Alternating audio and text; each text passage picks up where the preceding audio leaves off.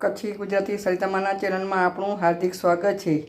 આજે આપણે બનાવશું અડદની દાળ અને મગની દાળની ચકરી। તો એના માટે આ એક નાની વાટકી આ અડદની દાળ લીધી છે બરાબર, ને એના જેટલી જ આપણે આ મોગર દાળ લેશું। તમને ગમે તો ફક્ત મોગર દાળથી પણ બનાવી શકો અને અડદ દાળની દાળથી પણ તમે બનાવી શકો છો। આને બરાબર આપણે ધોઈ લઈએ। હવે દાળને આપણે બરાબર ધોઈ લીધી છે। જો જેટલી દાળ હોય એનાથી આપણે ડબલ પાણી એડ કરશું અને કુકરમાં આપણે નાખી દીધી છે અને એને આપણે બરાબર બાફી લઈએ, 3-4 સીટી લગાવી દઈએ બરાબર। આપણી એ દાળ બફાઈ ગઈ છે અને ઠંડી પણ થઈ ગઈ છે।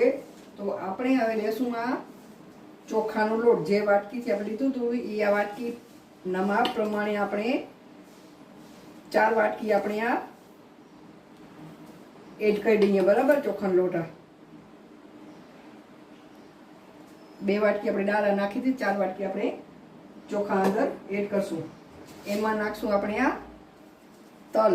કાળા તલ હોય તો બહુ સરસ, તમારી પાસે જે તલ હોય તમે અંદર એડ કરી શકો છો બરાબર। ને આમાં નાખશું અડધી ચમચ હિંગ, સ્વાદ પ્રમાણે મીઠું, અને બાફવામાં મેં થોડુંક મીઠું એડ કર્યું હતું બરાબર। આવી રીતે આપણે મીઠું નાખી દેશું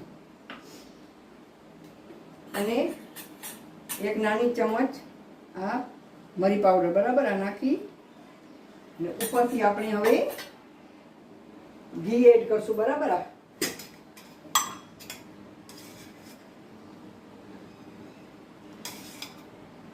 1 ચમચ જેટલું આપણે ઘી એડ કરી દઈએ। હવે આ દાળ જે બાફેલી હતી એને બરાબર આપણે આવી રીતે આમ મિક્સ કરી લઈએ। આપણે બરાબર આમ જે બાફી હતી બરાબર આપણે મિક્સ કરી લઈશું બરાબર। આવી રીતે આમ એક રસ કરી લઈએ બરાબર। આપણે દાળ આપણી મિક્સ થઈ ગઈ છે તો આને આપણે આમ બરાબર આમ ઘી અંદર નાખ્યું તો એડ કર્યું તો મીઠું ને બધું બરાબર આપણે મિક્સ કરી લઈશું બરાબર। હવે આ દાળ આપણે અંદર એડ કરી લઈએ બરાબર। એડ કરી લઈએ આ બધી દાળ આપણે મિક્સ કરી લઈએ અને આને પાણી આમાં નાખવાનું નથી આમાં બરાબર। આ દાળને જ આવી રીતે આમ મિક્સ કરવાનું છે આપણે। જરૂર પડશે તો જ પાણી આપણે અંદર એડ કરશું બરાબર। આપણે આ લોટ જેવું આપણે બાંધી લઈએ। આમ લોટ કઠણ છે એટલે આપણે હવે થોડા પાણીની જરૂર પડશે તો થોડું પાણી એડ કરવાનું બરાબર। આવી રીતે આપણે લોટ બાંધી લેશું બરાબર। વધારે કઠણ નથી બાંધવાનું, રોટલીના લોટ જેવું આપણે બાંધવાનું છે એવી રીતે બરાબર। આવી રીતે આપણે થોડું પાણી નાખશું, વધારે નહીં નાખીએ બરાબર। આમ જરૂર પડે એવી રીતે નાખવાનું। આમ હવે આપણે લોટ બરાબર બાંધી લઈએ। હવે લોટ બંધાઈ ગયો છે તો લોટના આપણે આ 2 ભાગ કરશું બરાબર। 2 ફ્લેવરની આપણે બનાવશું। તો આનામાં આપણે એક નાની ચમચી અજમું નાખશું, 1 ચમચ જીરું, આ ચીલી ફ્લેક્સ એટલે કૂટેલા આખા મરચાં, ને આ કસૂરી મેથી બરાબર।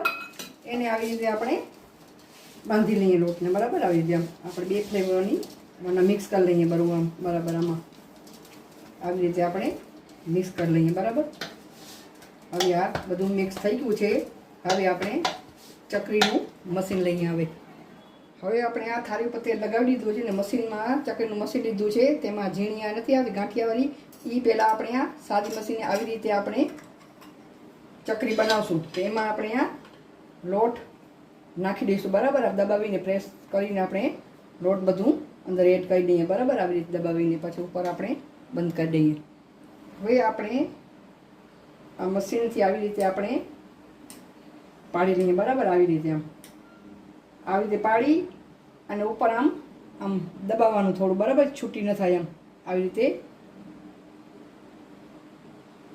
દબાવી દેવાની। આવી રીતે આપણે બધી આમ બનાવી લઈએ।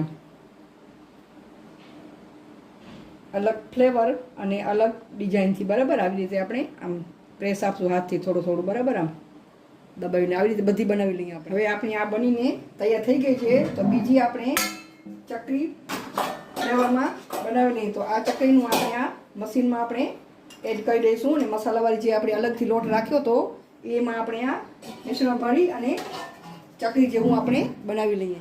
હવે આમાં આપણે આ ચકરીના આકારનું આપણે બનાવી લઈએ. બરાબર આવી રીતે આમાં થોડોક છેલ્લે ભાગ હોય આમ દબાવીને રાખવાનું. બરાબર આવી રીતે આપણે બધી આ ચકરી આમ બનાવી લઈશું. બરાબર આવી રીતે બધું બનાવી લઈએ. હવે બધી ચકરીના આકારમાં બની ગઈ છે. હવે આપણે એને તળી લઈએ બધાને. હવે આપણું તેલ ગરમ થઈ ગયું છે.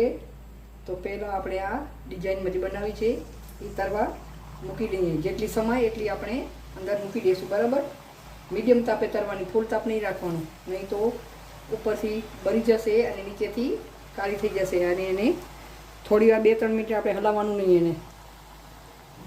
હવે એક સાઈડ તરાઈ ગઈ છે તો આપણે હવે પલટી મારી દઈએ. તરત આપણે એને અડીને તો છૂટી છૂટી થઈ જાય ને ભાંગી જાય. બરાબર આવી રીતે થોડી વાર તો એને અડવાનું પણ નહીં એને. આવી રીતે આપણે તરી લઈએ.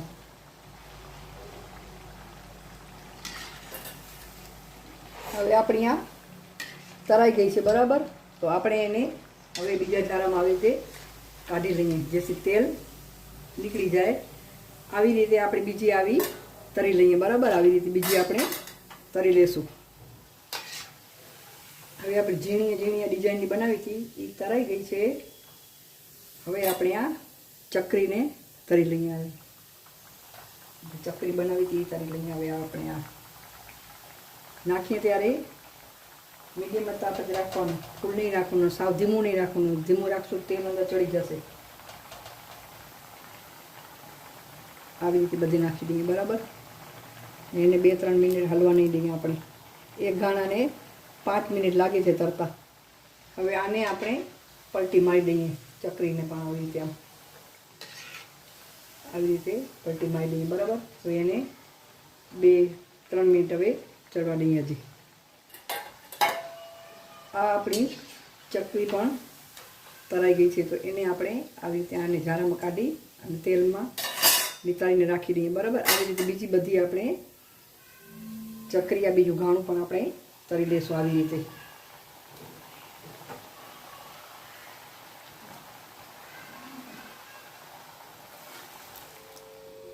આપણી તૈયાર છે આ અડદની દાળ અને ચોખા અને મોગર દાળની ચકરી. આ ઝીણી ઝીણી ફ્લેવરમાં અને આ ચકરીના સ્ટાઇલમાં. બરાબર જોઈ શકો જોજો કેવી આમ ક્રિસ્પી બની છે. જોવા આપણે આનો ઉપયોગ મહિના સુધી આપણે કરી શકીએ. ડબ્બામાં ઠંડી થઈ જાય ડબ્બામાં ભરીને તમે રાખી શકો છો અને તને મહિના સુધી તમે એનો ઉપયોગ કરી શકો છો.